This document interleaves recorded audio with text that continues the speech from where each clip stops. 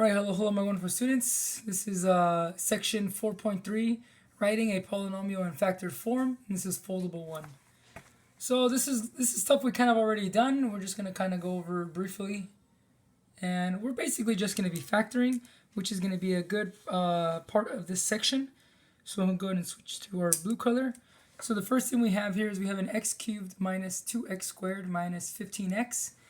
Remember, the first thing you want to do before we even factor is you want to go ahead and look to see if we have any common problems or greatest common, any factors that we have here that we can pull out, the greatest common factors. And I noticed that each one of these has an x, but this has a constant of 1. This is negative 2, is negative 15. Ooh.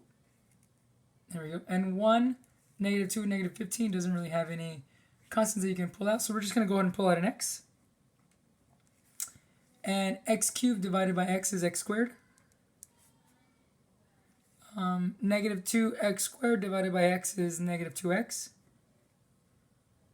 And negative 15x divided by x will just give us a negative 15. So we kind of have x and then times x squared minus 2x minus 15.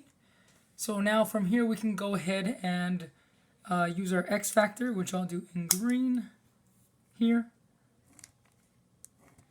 And then we get the numbers that multiply to equal the top, 2 equal our c would be 15.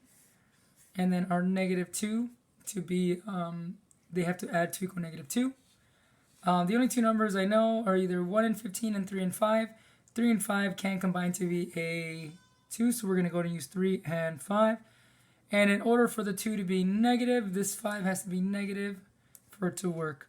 So I know this is going to be a factor of, let's go ahead and do this in black, our original x that we had, and then we're going to split this one up into be x plus 3 and x minus 5. So this would be our factored form of the original problem here.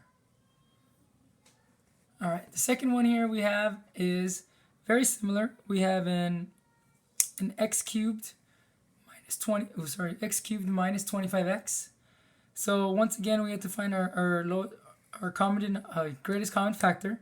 So our greatest common factor here is, once again, it's just x. So we're going to go ahead and pull in an x. We have x. And if we have x cubed divided by x, this is going to be our x squared.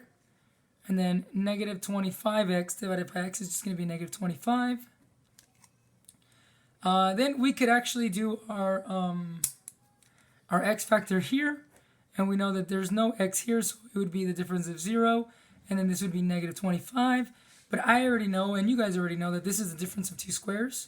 So we can actually go ahead and rewrite it already. We have our x, and this is x squared. This would be, we can rewrite this as x squared minus 5 squared. So if the difference of 2 squared, we just have x plus 5 times x minus 5. And then these are both our factored forms.